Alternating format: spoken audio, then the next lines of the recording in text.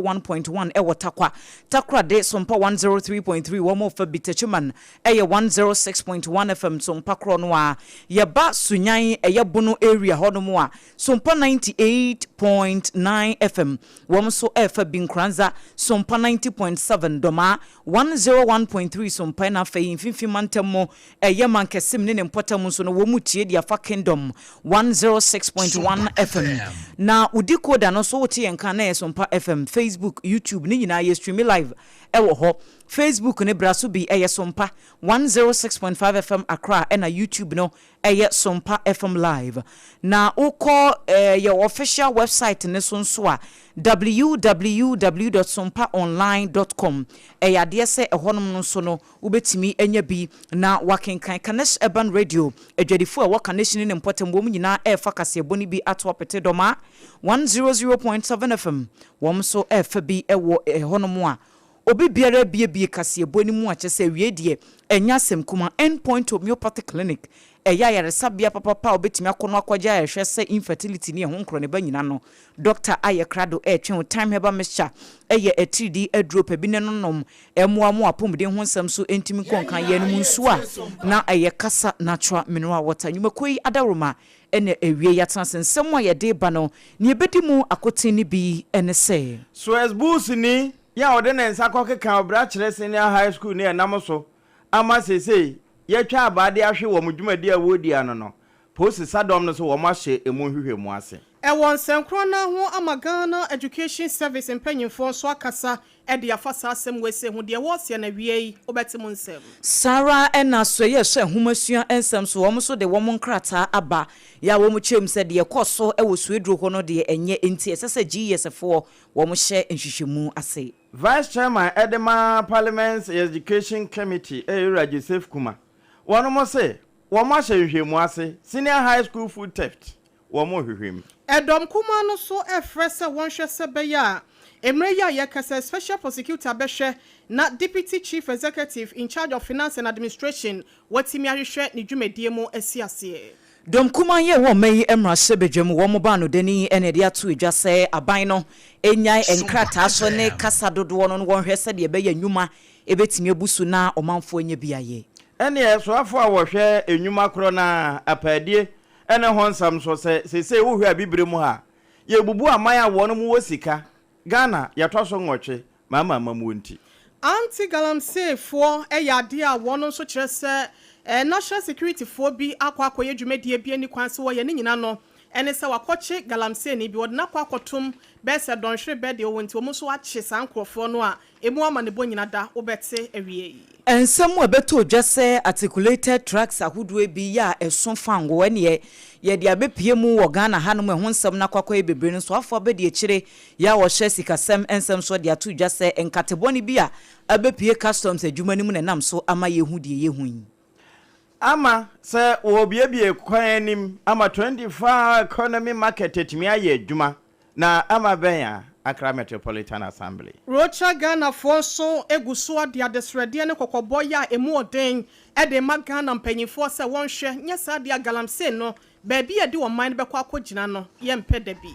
galamsey nsem no edoson ye bebo awuramu afe ye wi a ne akwama no ne na ye de hode nso ape so de amamo enti firi sabre ya kopem se dumie no bebo apa ho sema aduonum ne de kan ye ho eye kase bonko a akenkanfo a wote yenka ADWOA ASARE enimidin mene triple man Ejapia apam dada ene yabre watia Oheneyere mame ekua yeboa esiama bronya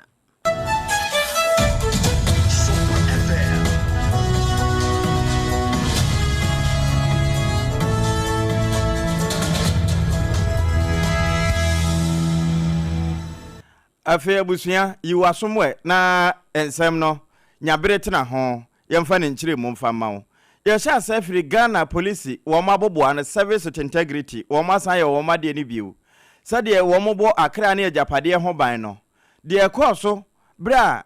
so abusu ni bi ekoka obra kire senior high school ni one wo mo keka no pa gate na no wa twere pa wa bo gate na bo so still na bura wo mbro no we ba no de bo abebo no we ba no de aba abebo no bi kura ba no abetu no koti ebi nso ya se wo pata enso ase wa lock no na wo mo bro no na saa asemi ho no na posi sadom no aba be chese enya de a wo mu twa ahaban akata we so na eye nso no wiase nyina apa na ne nam so chese sompa dwumadie papa a wo de to ho no wo mo mfa no bi nhye emma foforo nya ma wo mabra bonsesa na mom ensemfo ntokwa bi amfaso ni so no na wo mo de totoro to media no so se wo mo de be so ke enne nam so ama posifo nso aso ase no mu a wo mo se baabia asam no ni nhwanam bia wo mbefa so atimi atwa abahwe ano se de be na abonofo se ma ete se no enkoda na kwa kodidi agro ne yehu de ehunta wo mo mu de obo ade de adom wo mo na ewie bi kura ho na obi sika wo ne nsa atumi aka na yasa akwa na agro no ntokwa enne nam so ama sese eni aba ho a posi sadom so ahyese enhwemu mapa fiefie pa esi ase wo mani edi akire de besi bia no so mpaka se yebebie so amamo Say ya agudie mu nsem eba entoaso suku no a wonom eyo no zona interschools sporting activities no eya de a afia no bia no entoaso suku no ene amantama hodo ni nyina da wonom ede kwahyehyɛ so na wonom ahwɛ de obetimi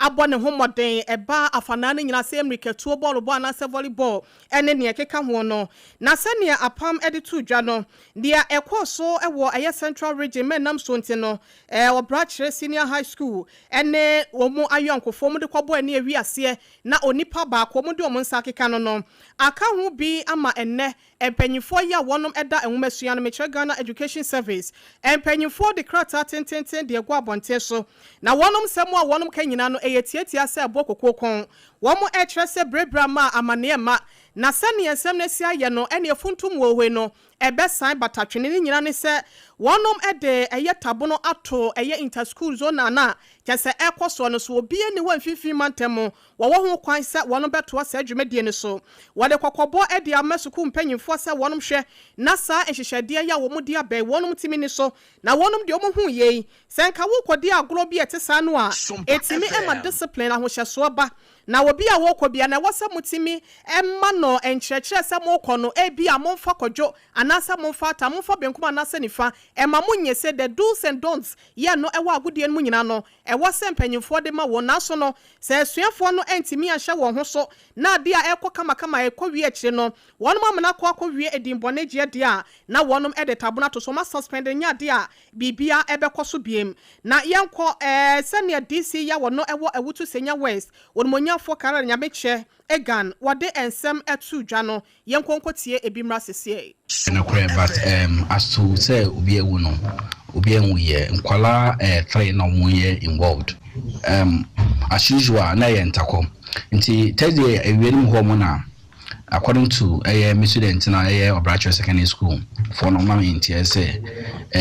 mu say mu bituto boba aba park no so but no mo ye so esbu nkwala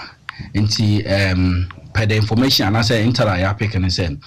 one of the akwala no mo bono ba until you rushing to Federal Government Hospital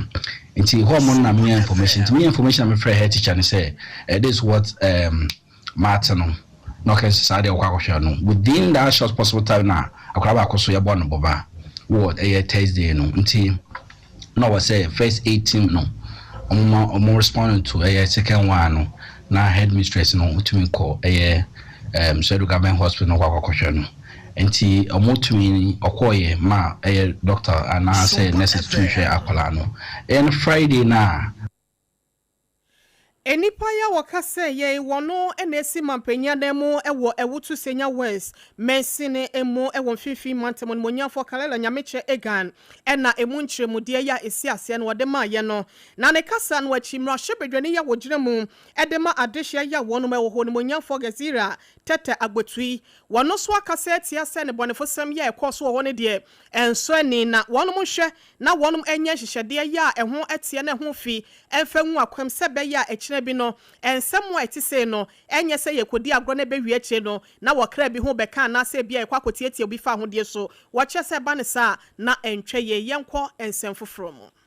Yedasua ejina sansem semia emu na soafo be de akire ya wo hwe homasua ensem so ononyamfo Clement Park wakasa edi etia sa basabasa ye no a ekoso ewo videos ahodo ni mfonyin nanam social media yi eso se ye ko agokansie wo schools ahodo mu enko wiase na second cycle institution senior high schools mieno wo mo de abomu ama ebi mu kura no ye chese ye isedi esifa hwe wo no eyade bi ya hometesem na wo se nansem ntemu ena nkomo bi beto odwa se senior high schools ahodo ye ka discipline na ase ya kofo kura enanu ya de ye bene nam ne nam hormo eno kura ye nyankan wieye eni se bi nso efri so eduro hono mo ababetumi na wo se wo mo te ye Ministry of Education wo mo atu eho anamo ya wo mo eka abo amane ese ye kasei empenifo ahyehye se enadwo ya no payi akora nhyiamudie no asase ekoso a eye panyi kwantrefo wo da GS ahomasua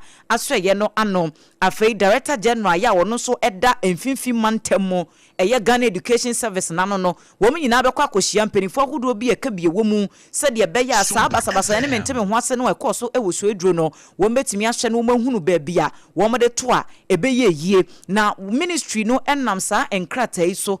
ka kire omanfo nyina ne se sa asemu enya ade a wo betwa nwura bi egusu abekatakata so abe no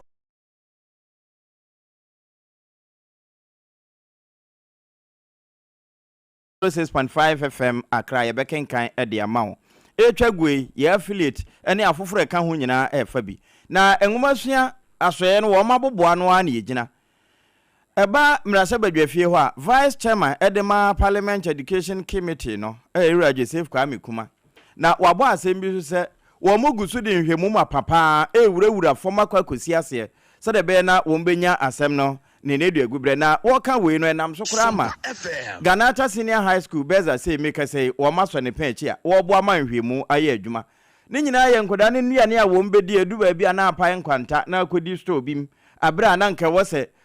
wo school mu ho dining hall na chi ho store room no mu no na apie aba store room a wo abonti amansan etimi kokoto bi na we no wo se sa nhwemu no eni kwanse Ghana Senior High School nko na betena se de wo ma ye nhyehyɛ se senior high school bia na technical school bia wo mo nso kodan ne bi ya aban edom so wo mo asene no eni kwanse ekoye se metro nkwan ne kuta store room no ne key enti dining hall prefect kura no committee a wo mbetie ese wo mo de ne ka ho ene dining hall master na saafo no nyina nso kuta nsafo ne bi na nkoye se ba ko na wo ho akwanya se wo koyi nnuane Yewura Kuma ene yensa ntwerefo di nkomoyi ye fa bi se no wo kan no. They should set up committees in the various schools. It can be a 3-member committee, okay? The dining hall and any other members that should be part. You know, the bank, before you can go to the strong room, the key is not handled by one person. You understand? Yeah. The bank manager, maybe the operation manager, maybe a cashier also, but 3 different people and the security, the top security, they handle the this thing for the safe. And so maybe we should do same. The top where the food is kept. They shouldn't let the padlock be one. It should be many padlocks. And the keys given to different distance, so that one person cannot open it like that and then have access to the food. It's bad. Why are we doing this to ourselves? And how will this food even profit you? Eno vice chairman edema parliament education committee no Yewura Joseph Kwame Kuma na se be ne nnuane e de ma asuafo no adie no enyere mfiri warehouse ana se store room ho na wo mbehu ni nsanso nti na wo ka sa asemi. Senior aban we se ba ye wototo ne ma no kyerese ode hyenko anantinti ne wofa na pamfo ya wonom eba beboa sebe ya fa na nyina ne dwumedie ya wodie no ebetimi atoto na akwan mu ye amagana fo nso anya hotonti no wopa Yewura baako ya wono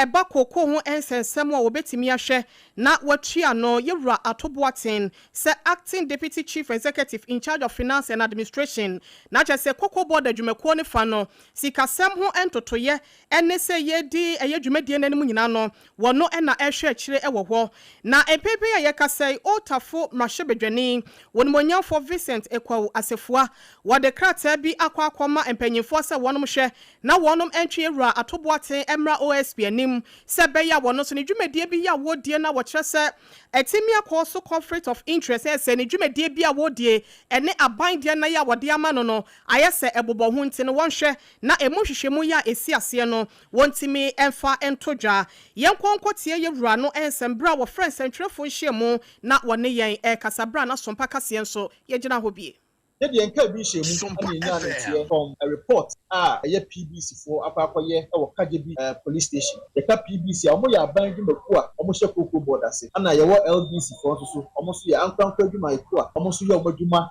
ɛwɔ koko board anase in the koko sector. Sɛ aban wɔ sika so obeto koko a ne nyansan mu no yɛde ma PBC because ɛno deɛ wɔn yɛ aban dwumaku. Wɔn na wɔwɔ warehouses across the country wɔn betumi ɛdi wɔn dwuma. Ika anase aban no so sɛ LDC so nso ebi bɔ wɔn ho wɔden a. The sest can be so the amount. A system no say, Ocean Coco Bonnie or Mujumadi or Mudia. A young person PBC, PBC for your mom, PBC and only a bind to my course and this kind of more monomoto. No one for son of the bomb, a mine. No would speak here a PBC for Omuni says,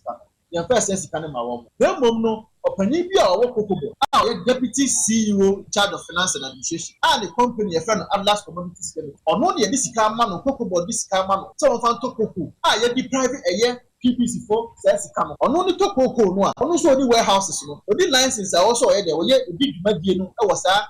district amaboni di Kagyebi ni Jessica now of course district no o use a year abandoned warehouses PPC warehouses also go the asɛm ne nyina da na yɛwura ɛkɔ asefua ɛde atodwa no na wɔsan ɛde wɔse to aso na kyesa de ɔkaeɛ no ɛyɛ sɛ ɛmfonso bia da aba ne yɛde gyawa ne yɛde asoaw ɔkotrɛ nkɔwe ne mɛkɔ ma aboa ponkyɛ ne mɛte wo mfifiri nti no yɛwura atoboa te wɔnhwɛ na wɔmfrɛ no na asɛm pɔtee ya wɔkaeɛ ɛfa OSP ɛne dwumadie yɛ ɔpɛ sɛ ɔde hyɛ ne nsa no ɛno so ho amanebɔnie Then now be our company near there. So a brand new company which is the PBC. Who are in charge of finance and administration. One person come from a PBC for PBC for the tools of trade warehouses, workers, all the work. As you see, a first kind of farmer, and this canoe. Benadiama Atlas Commodities. But what Ghana has here? Indigenous LBC, a Tokopa, Atlas Commodities. And yet, then our own one said, who need the structure, who need the tools of trade, who need the warehouses, who need the license to operate in some of these districts. There's also one after the Utoko, one after the Ebako, a bino warehouses, a Buna Woko, yes, Atlas Commodities, and a war. And then a PBC company, Bono, a one, so yes, I report. Yes, I report. Yes, in a Sanka Terina. See, the Yachen say, as don't what parliament say OSP and just has to be married. Yes, sir. Say charge for us to share a conflict of interest issues now. Woman so married. Yes, sir. Say Coco board for if indeed they are interested in protecting the public purse. Omuko tia a compensation. FMA PBC for.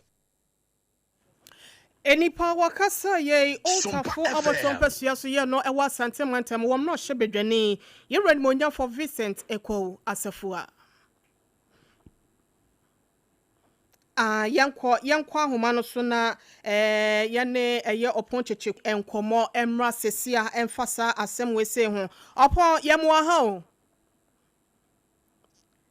hello opon woti enka yemoa ha asem we se no achi no asem foforo bi wo ho aba beto dwa na momi enfa opon si asenum na yenko yam se nsem ni nyina da no na onimonyam for Vincent Eko Asafua abo ne pode ama yenti no yaba ne mo yenko yenimo ye koye nim no de na omai emra sebedwam ho ane yeda so ejina na wononyamfo Alexander Afenyomakin wono na eye donkuma no ba no deni wode ato mampani John Dramani Mahama ene NDC aban anim se womunya ekasa dodo no na womunya enkrata ho nsem no na afei no womunya dwuma wom hye Ghana fo ho bose wom ba beye no ne tichu pa ene nyuma wom bebiebie se de beye mabunu betimi anya biaye no woman ne mpuntu nso atimi akonkan wode nsem we nyina etudwa na ejumedie bi ekoso na wotwe na wieye ewo University of Cape Coast Young Commons Forum ya wo mo de hye so oho na efutu mrahye bedwani ede ne nsem etudwa no wose afe baako ene bosome kakra nie se NDC aban ba ye wo hye niam ahodo bi a wo mkekan ntutu pa ene Women's Bank ya wo mka se wo mo de ba na etimi aboa ma ema wo mo wadwadie mu wo matimi anyabose a ebia nsi ho kura da ho akakra bi na wo masuti media hye wo madwumadie mu no ade sesa Women's Bank na bepemene yenya hu ni ti ne hu ne nan 24-hour economy hye ya wo de ba ye no so atonsuo mo kire se nya de kura Ghana fo hye da hunu de ekoso enti wo se wo besere se we no wo ma na nya kasa tenten na ye beye se na be se wo nya adwuma no se de be ya Ghana fo be hunu se ebo a wo ma hye no wo mu di su yenti. Today unemployment is on the rise. Today this government has failed to implement its own flagship initiative, the initiative of one job 3 shifts. Today, the suffering cocoa farmer is at the receiving end. It is time for our government to move away from slogan. It is time for our government to move away from the political rhetorics and focus on the core duties of governance, development, job creation, and the rule of law. Ene ya wuti ye eye onunyanfo Alexander Afenyo Makin wono ene ye minority leader onukro yanso eye mrashebedweni ewo efutu abato mpeswaso. Ene bedwafie ho ani egina na soafwe wono eba padi a wono eda no enwuma hodo nso wono akure ya netua no Yere Rashid Pepo wo se obiti baabi na sabio wo keka Ghana ase no kire se na nema nkoye na economy na enye endisi hu botwa no mfa kora wanhye uyetemamuni na atimu a ya hwese de asetena nete ansa na mpo beka bia waka bi wo se oba bibirem ha na ye ka aman a wo musika bon se prekese kane ne yeda edu enne amamuo papa nti aban papa ba ye na mempani mahamatu ya no ene adwuma so na wo mo bo no yehuri ya te ade aba beto nwotwe e kire se ye koyanim na wo mo bubu ye sika ye wonti a wo mo kasa ye ka abibirem ha sika fo ho a 100 billion Ghana cedis. Now the This government is a committed government. John Dramani Mahama has shown that leadership can change a lot. He has proven that with this 1 year leadership that passed, Ghana can be a different country altogether. Within 1 year of his administration, we were number 10 richest country in Africa with a GDP that places at number 10. Today, after 1 year of administration, good governance, committed leadership, we shot up to number 8 with a GDP that is above 100 billion. And that's not because Ghanaians have changed, human beings have changed, but because there is good leadership and we are all working towards achieving an objective. And okre enti enye se bia nipa na e wo man no mu na wo mabrabo na se wo mutu asesa na mmom ya ban na esesa ye no ne abampa ba ye na watimi aboka hire ete se asoa hawa hodo no ama ene yehunu de yehuni apade so afo Yere Rashid Pepo afe yewremu ewo galamse ne ho ensensemu anti galamse fo eyade abanya pom se won kunti asebe ye efumagudie tu ayentu no kwapa so ss yemfudie yensu onsu ane nsase ahodo ya odonfo de dom ye no wo betimi abo ho ban ede ama ye no wodi wani kiremu ewo asante mantem a wonfa ye wo ho no national security fo ni bi akwakoche China ni bi ene Ghana phobia osusu se na wo ye galamse ni bi e wo kwan finfin empotam ho na wo kire se asem no se ne esia no kula esre asa wonu akwa ye adwuma awie ye hu so obi ye galamse China ni Ghana fo enipa nan ya wonu national security operatives yi wonu akwachi China ni Ghana fo no afei wonu esan wo machi aba empanyimfo bi so aba besi wo machi aka twom se kwan yo mfa so a wo mkwachi China ni a wo ye galamse wo ne Ghana fo no enye ne kwan no nti wo masache se nipa nan ya wonum di nka akwachi China ni Ghana fo ni bi ede wo akosie bese donhwe ni bese aduasa asem wese atwetwe aso no mo kiremu a na kyese wo hwe atweman wa biaja empotem ho a eye atweman ponua atweman wa biaja na afenso atwema kwa nwoma enipa na ya ye ka wonum asemin nana akom ogusu ejaako wa national security officer in charge of Sanwinin and Galamsey operating na ese eba Galamsey ho sensem na afenso no ye anwea etuo na wono na hwe so e wo ho afeye Samuel enso wono so atwema kwa nwoma district assistant liaison officer eno akire national security asante mantem fo mienu enso ka ho ye McDonald toku na afenso Steven Ajeman ya wo kire se wonu munyante yasa no ese omuso bo mo mpanyimfo amane Yebra Jabari ese asemse no mate no se o ene mo nkwana mo nkope enipa kro na mo nchi wo mu wo mo kwa yo mo chi wonu majapade bia ne ka mo cars ene niema ahodo bia ne ka ho no mo chi nkofo no so ka ho na wo machi wo mawie wabo amane so yensa ka wo mo nti no ye de wo mo ba ama okirese Yebra John Kwame Jabari krampo abo wonu mabaso se o dwumedie na wo madi ni de o ma yade womun ka bi nhemu na so omo de omo ani kyeremu wa Ashanti Regional National Security Coordinating potemu ho aba na kyese ombe ho ane se obi nso aba be se omachi adan ya nkawia to ase Divisional Police Command for ya kyese wo kyerese ASP ya ye freno yewura mpacho mo fanche yen o si ASP panyi baako ena no ono ena edi animu no kyerese sane ene emasi kɔ no kyerɛ na omokɔkye ye no manche kwan pa so na wasenko mbebo police fo amane kwan be na wɔn so mbesa wɔn ho na omakɔ akɔkye galamsey fo etisa baako ye China ne ya wɔno ye panyina Ghana fo ni bibo ni chidom te no enam saa yo so ma asem wese no abeye huhuro kyerɛ mampanyi si yankuntia afemi kwa akɔkɔ atia so amia nkasa me nua Ghana ni ya yede emra ahye ne nsem se wonhwe emu agapade ho ban no wasan ba beche me amekɔkye obi a woye ne yoya enye no eti asem we na kwa akɔye pinso ewo atwemamponnua empotem ho a ebusua yeni edi ensem ni nyina echi ye hwe se de befiri matobia no yede ebema mo na ansa na no yenkonkotie won na won ho ekɔ adwam se wakɔ akɔkye obi a police for so aba bedwade agu wo so no sane a wo kyekyere wo mu nsemu esifai tradition na yakoye operation wo fanfifin baby oni road na on our na yegusuna na yako du baby na ehu so China for ewo ho no and amai me say o ma panyini say yankuntia illegal activities galamsey then ehu China ni na yeso Chini na frey your boss our region at Yaba born amane so sa Yaba site na Yaba hu China ni na de na ba sis and was okay yan fa number tini ko na ndi na nche na car ene police for 15 the club jina so say and robbers ya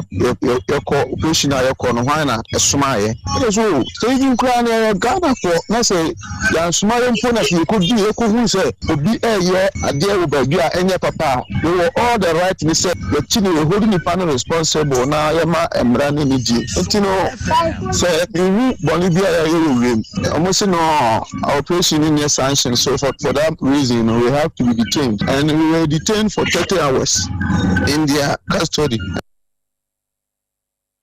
Ebusiana chese national security for binomu a wonom eko edetia galamsey ya wakwa akɔkye China ni bi ene Ghana for bia woye galamsey police no wonumu asem emu nkyekyremu ene yama no atodwe Yedasoa ejina galamsey ensem no emu bonomantemu soafo Onunyamfo Joseph Adai Akwaboa Esquire en wode ato dwa se ware ataso na pamfo se de beya wo mo mutu efam agudi a emfamra kwanso ntitiru pa ewo akwaye ahodo a yaseda ede esi ho se forest reserves wo bonomantemu no wo mbetime etu sankrofo ne so sa na wo se enye galano nkwan wo me ohani enue de wo matwa dodo no a ede a free forest reserves no wo se ubadoma ene ne mpotemu a anke honom de okọ honom anuan de dodo no a na wo honom nsase a ya se dade ato wo se ye bo ho ban na da chi bi eso abeba mfaso no eno no omanfo atiesi mu agala no ene wo ye ho no wo se empepi ubeye hwehwemu bebisemu akọ ache no wo behwe na ebia wo bibi atumi bi kura no na wo bata ache wo se sankrofo nyina wo ma ye krado pa se wo mni wo mo bepem so nti se wo bono mantem wo no wa adwen se gala na adwuma na abaye dia ene mantem no soafo se wa ye krado e dia mamo yenti sabio ye nananom se wo bodama wo hyase frifie nti afutuo na mede be ma ye nuamo ye famra kwan so enye adwuma wo de mra kwan so ye adwuma obi antime metata nemo to se wo famra kwan so na se wo ye champion a papa chairman champion bians na bai champion bian ni Ghana ha osene abai na ye be boy forest no na ya ka abai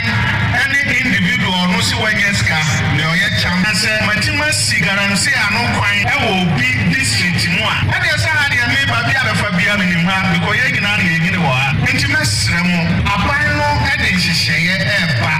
ha ye be ye responsible mining this is no ba yegina obi ase man na peso ya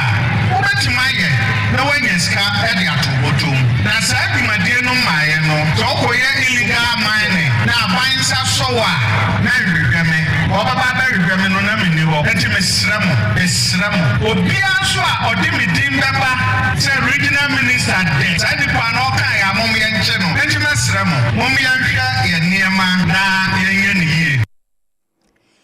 Ene ya yekotie sesie eye bono mantamu so akwabo a esqa domade hye kasa wie no wanso ho ekuo bi nso a wo mo ahya ase akoa se be na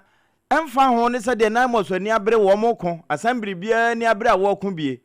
kama ye se de esi che na ayete sa na nsententan entumi nche akese no echi nkuma enti ebehia se wo mo de hyehye a ano edene ebegu apono so na aboa me yatumi atwa aba ahwe no. We are really surprised that even though government has reformed LI 2462 and there are men on the ground with boots and all of that, 9 months is on the ground and all of that, and even some of the forest reserves and rivers are considered red zones, we are still seeing some incursions and encroachments in forest reserves. So this is what we want to say. The government is actually being very decisive. I think the efforts are not enough. They are not yielding the necessary results. So they must change the strategy. I think the Forestry Commission has indicated that they need more support to be able to do some of these enforcement themselves. And then the measure of saying that the Forestry Commission should not ban excavators is also not providing sufficient deterrence. And then no. Wano ene deputy director Edema Arocha Ghana. Dar Bosu ene kasai. Afeyenko onimonyan for Michael alote wano so ena eye panyin kwankyerefo ya Accra Metropolitan Assembly no wotua ano wode asemde bi atudwa ekye dwedifo ni titru wona wotonton niema ewo pavement so se wonka wakoma fanto wonyem na wontie afutuo esanse enche kura wo befa wo nyina da ede wo akwa mu na edwa ya wonom eba besie 24-hour economy no wonom so etimi akwa no madi wo dwumedie ede aboa Ghana yensi kasem yenkonkoti oni monyamfo Mike ne nsem no bra na wode etudwa say yebetumi atichi akwa mana ya eri nipa nebe na there's no more na bu oman. First of all, yes, like a market. We have a fund of Fobibri. I'm from a fund about 500 to 600. And go for some met me at the old Bujo, share it now, Nina Baby, 800 an hour, 1,000. It is like a marketing say we go to 24-hour marketing, so you go so I'm sure by next week and another Tuesday, you will catch it so you will start to say one. Couple of markets are here. Bet me a man go for them walk on ye will be more chance of payments no me call markets no. It's very high. So very soon if I won't say near my to acquire soon. Meaning start at PP I'm can't find into my preference. Penny ya wakasa ye wono ena eye Accra Metropolitan Assembly no wotua anonimonya for Michael alote no chese womodi asobe bofom na wotua edi animi asebe ya 24-hour economy market no wombetimi esie dwa kese abefo de na etimi aboa ama wona wodi dwa no watimi afri monten so akowura mu atoa wodwadie so mas nyako ampem na wode atu dwa se adwumayefo bi edi wo mudwuma ewo Customs Division Ghana Revenue Authority eye GRA adwumakuo no asenkate boni bi aba be frafra nti wo monam so ne wo mudwuma di a wo mudi so amoman no hwere sika yie pa na nensem ya ode betu dwa ne nyina na eye ensam anope ye boso ewo kase bon na fe newspaper review no so ede ma mo se yesi articulated tracks bi beye makomako edunwotwe 18 ni akire wo mo ensa so ewa kanu enafe aplawo ahye no eso ya na sa tracks yese ewo transit mu achese ba besen akonije na womo se niema na egu tracks no emu no ebi eye spaghetti ebie ebi nso eye ntos paste no tomato paste no ebi eye cooking oil eye anwanya yede eye aduane na womo se Customs Division Ghana Revenue Authority womu ehunu se enime bi wo hodo na entwe irregularities bia na ekoso wadwumadie no emu enti womu intercept sa tracks no enti wo ba ye Facebook page no so tracks no ene ya parke esi hono enye asen ketuawu asen akese ya sa anwan ne ntosi ya makeke ho asem ni nyina ya load ne ma ya na eba besen akọ na womu ekire mu se sa consignment no ankanya bi kura na ebetimi amoma na nya sika be 85.3 million Ghana cedis. Also GRA for wo madwuma ye fo no bi customs for no wo mo ye said that assign wo mo se wo mo fo mani any track net ni ye se ye hu ba bia officers no wo mo wo enti ehyen ba betwam akono obi ani akire obi amonita se hwan frasa ankate bone no esese ye yi wo mu nyina esi abonten. I'm here with Commissioner General, customs officials, and other officials who are interested in this particular exercise. I've asked Commissioner General to conclude investigations within 1 week. We are told that 2 customs officials were expected to escort these goods that were purported to go all the way to Niger. Unfortunately, they were not. We will want to find out why. And so within 1 week, we'll come back to you, the media, and the general public to tell you exactly what action is going to be taken. These are things that we are taking seriously because we have seen deliberate attempt to steal from the state. The leakage through our customs operations is so much that we are taking serious exception to this. So we are going to continue with this collaboration between the national security and customs officials to make sure that we nip this in the bud. Enwachi ena wode tu dwase wo hye Ghana fo nyina enkuran se we ye asie nkrofo bi keka o sa aba ne ye ka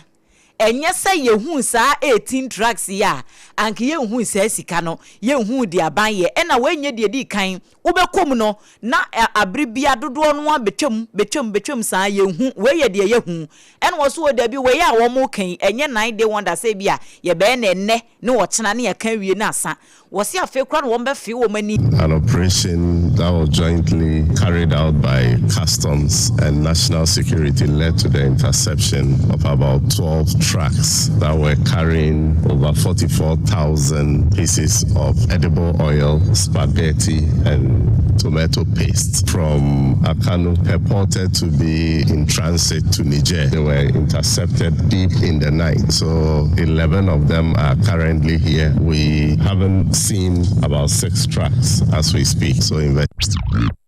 is ongoing to identify the location of the 6 trucks. Initial assessment of these by customs indicated that it was worth about 2.6 million in taxes. But when they did reassessment, they have realized that the actual value of the taxes that is due the state is over 85 million Ghana cedis. And so this is a huge revenue leakage to the state. Ebusiafo panyine ya yetine nkan eyeswafo abedi chire ya wo womonton fangu government chest ana eyesa wo mo hye kwa na we de agi ase kan circuit court ana enche bia wo mo chi pasre bia na yenya adaje a pasra package ne kama tisa de ye de ko delivery wo mo hwe mu no na eye de wo manyimra etia enubone ne bia na wo mo na eso sa ne ma ne de ba no Dre ni na di mfinhia adunum ana ni mate ni oka won so di mfinhia adununum na bra asem no wo mo de kodan court no posifo na ni gina mu enti DSP St Vincent Podo wono ana na wo ekwa aduboni a wo bokwa adu no ana wo be chese owura Lambert why karega wono ana ye wono na wote egwamu no ana wo be chese sa abamu ayi wadi mfinhia adununum wono wo ya latani wo mfiri Ghana ha ena ye hwehwe na chikura no wo mamu ye nso de nim baabi potia se ne wo hande anase wote edin a wo mo enya ye no eye Olayele Yusuf ena fe Justice Nelson Amado wono ena ye dra ni no wadi mfinhia adunum wo mo so ne page na wo mo so ye no na wo mche so wo mo de niema na eba besia kwanya bibie ehu na se Parkwell wo mo hwehwe no wo mo ko hu se niema binum a ya pasre se wo mo so se ya haban na emom wo mo nhu haban kore nam sa ya so mo de kokoye forensic audit ene na aba beda di se sa de wo mu no enya ne empanimfu agi atum sa Ghana nnua no kora bio we de aburo so kora eti sa de wo mo etwi alupre na sa alupre de tanan se de esi dwane no sa na content na etie enti we de tanan tetrahydro cannabinoid ene wo mo hu no wo enti a kire se eye nubone enti sa bra me ka sei wo ma chese sa nipa mienu wo mo bo adwene se wo mo bo amanubone akoso enti gi ase kan circuit court ware mande wo Everywhere na ye fa ye ninchire mu ewo atadeka kro bi ye no so ewo pon kataman so kroponi mu na adehia wo ho ehwese sane ayesi akase water is life enso eye nkwa no ene wanhwe ya enche kora wo mu nkwa be free wonsem ama wono ma kire mu ewo asamado ni nyina ne se enso ho nsem no akwa atwe ede ama wono ti no wosra empanyimfo se atadeka ene enkroto ahodo ye atwa ho hye bi te se zenu ene ne potem no womra wonsra bamnya sade a se de enso ho not less than 50 Ghana until your how can say power community ha na ye ko nsuo ba because of stress hwe yetimi fia se ko zenu ye ko bu nsuo ni pa ba ku 7 cities just imagine ye bu 4 gallons sometimes 10 like 50 cities and above yankasa de na ebedi mi wa se nsuo nti e de mi didi once 10 cedi pay because of me bu nsuo nti atadeka empotem ho na ensuo ho akwatwe de ama eye adehye ya omo ho a wo su frɛ mpanyifo na so Ghana Water Limited mpanyifo enso de amanebo kire se de aba no enye se wahyeda na wo ma esukom de adehye ya omo potem ne mom wo hwɛ won mu fidie ya wode ye adwuma e won potem wo na enyine abo abrewa na asa akokora ebie mu krampo no illegal connections ahodo ya ennam potem won nya asem ketwa wo twe nso de aye na ade nso no wono a wontua ka nyina ka ho bi ema de wo mu ehu eba ne sana nso no wo se wo gina won na so ya wo yensiesie enche enso ebefa won tabunu mu enso etimi edu akache ahodo na ebinumo esunsuo ho no na ebi nso de esu agyanan bia 21st century Ghana 2026 mu ne ewo no still amanfo da so bre ewo saade ne ho na desuafo a wo mo agi ntete ewo nyanya no Methodist school ewo finfin mantem honom ye chemse se de ato wo mo ano sanse school ho wokọ honom a baabie ni honom a ya se da siesie ede ama desuafo se aha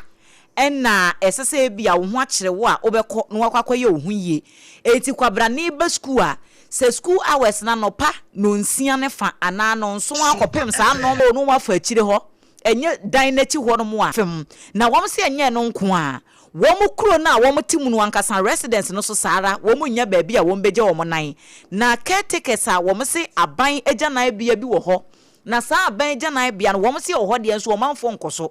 ni enti omanfo nkoso de megidi se wo fie na na se wutie kase ebo no wo ka mu no wahunu ne nti amanfo mpeso wo mbekọ so sanse sika ye gi wo ho ne se dia abekọ ho no ma hosi fatie no ho kura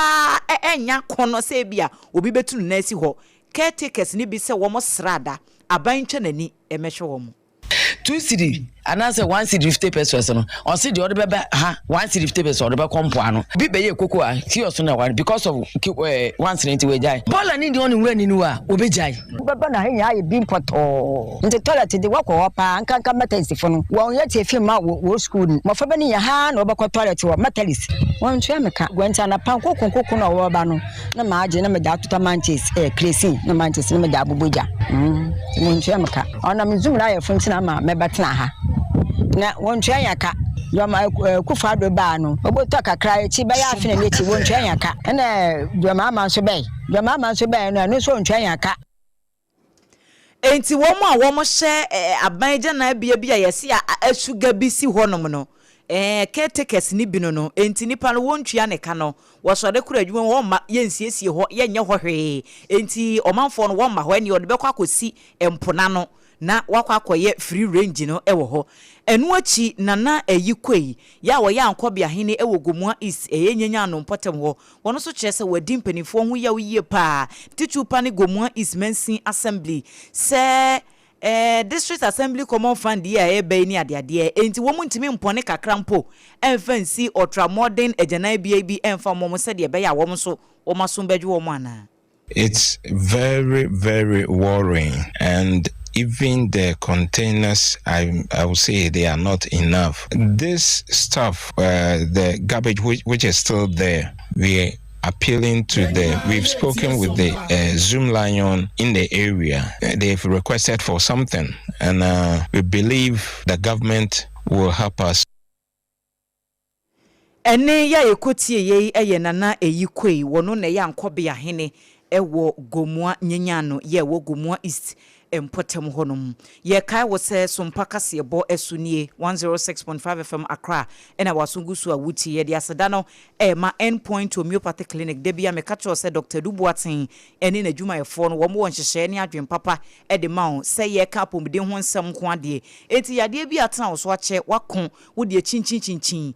wo confidence wo vem ni nyina te ko because wa bre utue sika wo ha na atue wo ha yade na ete wo so ne no ane da so te wo so a me pacho endpoint homeopathic clinic edin no ene ne honam se endpoint enti uko ma yade no ehwo an yade full stop no esie nyema biti say infertility a wo ho asem ya kwakwaye den ewa worefo bi ntam prostate wo memem premature ejaculation kidney ni ehon kro ne ba no nyina no doctor ebete ne te edi afri honom enkran shell signboard sphincters kwan so eho ena behunu wo mo kronum abo ahia nso ewo kumase branch ne kese pa baako ewo hor for doctor na physiotherapy ni massage ni nyina no koje ewo 0244 867068 0244 867068 ana 0274 2343321 na one doctor edi enkomo kasa natural mineral water eno eni ensu ayede eje 3 point locations ahodo ase ebia bebia wono untimi emma taifa enkran back hospital echi horma ode efre womo de nsuo no begu ka nim no womo de abrew mo amotonton ewo traffic mo kwan ho mo shops ahodo na no mo nton kasa ni bi na ya de a wo mbeto ye wo sachet de ye wo bottle mu de ena fe ye wo dispenser gallons no a eno ye di cc offices ni agencies ahodo no mu ebeboa ama ensuo ho asem ne de munya problem bia ewo ho 0206 469430 0206 469430 and 0303 965780 0303 965780 time heba mesha eye 3D edru na edru we die enya fe na adoa mebe kasama me kon ho ntini abe piepie mo amanum bie no mudi ho adanse wonso wonya nnum bia kone koto time heba mesha ni bi nenom na enu ne betimi atu honam ya wanum ato a wose wuni appetite na ade adidi no kone kope bi nenom se obu horma de bia no wo complaini ubeda sori ase wo honam nyina ye o yase ya bo bi ni ade time heba mesha baby etuntu onro bia ade se wo benya bi ato okanshi drug lane mo amopen dodo atu no numbers no 0244 417 669 0244 417 669 nyumakoi adaroma ye dane ye hutia wa ni age aboafo nkrato ye ba ye do be kwa amanone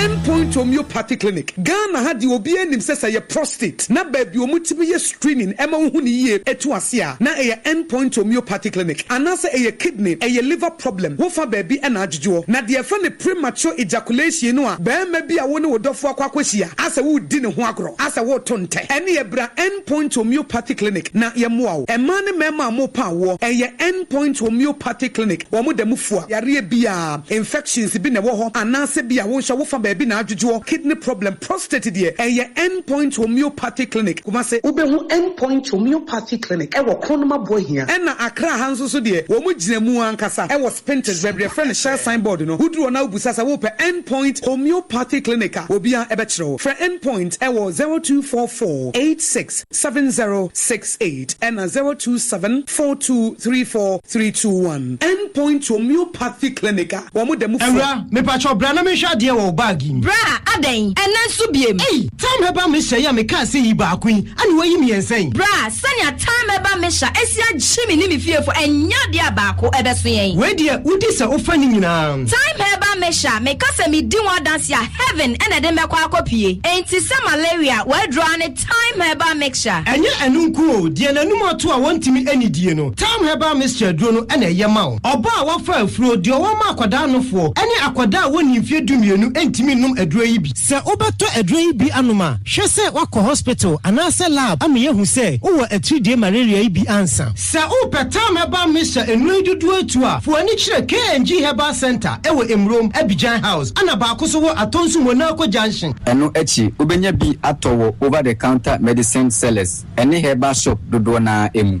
Fre 0244 417669 kayo set time no time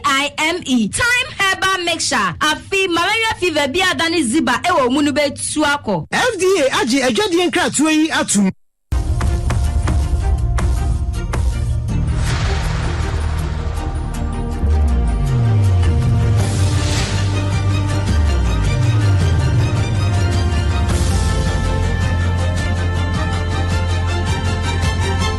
SOMPA TV Emma Aketiapa. Okre abusua ma akatua papa mpa ma yenkɔ wie kase no sɛ de yɛhyɛ wo bɔ sɛ yɛde wo kɔ ama no ne yɛkɔ Mexico man mu ɛhɔ welcome ɛnam so mo wɔn akɔkye pani bi wɔ hɔ yɛsɛ wɔ no ɛbanu bɔne hu dwa wɔyɛ adeɛ paa ɛno akyi nso no asɛ no ho ade no wɔ body gas bebree obi antime nka no ɛna wɔn ayɛ brɛbrɛ akɔsɔ ne pɛn akyi na awrahosam ne sɛ wɔti nananom wɔ nseɛ do ɛwɔ posifoɔ nsa no ɛna nso ama sesei wura Mexico man no mu a nkurotam ahode wɔ hɔ de ne nkurofo ate wɔn ho agum wɔn mu twa gyato bankim ne wɔn mu twa gu drasto ɛna nya asam ketewa na abamu ayi na mesio Oseguela Cervantes ɛne ne din dodo na abɔ ne mrane macho na kyerɛ sɛ wɔyɛ macho na macho a ɛsɛ wɔti nananom wɔn se do wɔn kyerɛ sɛ bra wɔn kɔpɛ na kye no no wɔn wura ne yadim kyerɛ sɛ ne body gas foɔ ɛne posifoɔ sɛ wɔn si sɔde etututu nyina akɔso nti ne nkrofo nsia wi ɛna aposifo ekɔkye no nso emumiensa preprae na mo wɔn de ne firi baabi a wɔn kye no no ɛde ne kɔ ahenkuro hɔ ɛna owu wɔ wɔn nsam a wɔn bɔ amane no sesei uduru baabi te sɛ Petro Valata ejadem saa na uduru baabi ɛte sɛ Tapapa ɛhɔ nso ejadem a ɛnya asam ketewa nanso wɔn abɔ sɛ de bɛyɛ na World Cup no bambo ebegyina ntia yɛde wasi ɛwɔ kase mu Yeda aboafo ase endpoint homeopathy clinic kasa mineral water enafe time herbal mixture se woma so yasene SOMPA 106.5 FM Accra so nie UTB every SOMPA Kumase ayikofo FB ewo Kumase hono 100.9 takwa takra de techuman sunya nkranza doma ne nyina eye SOMPA no a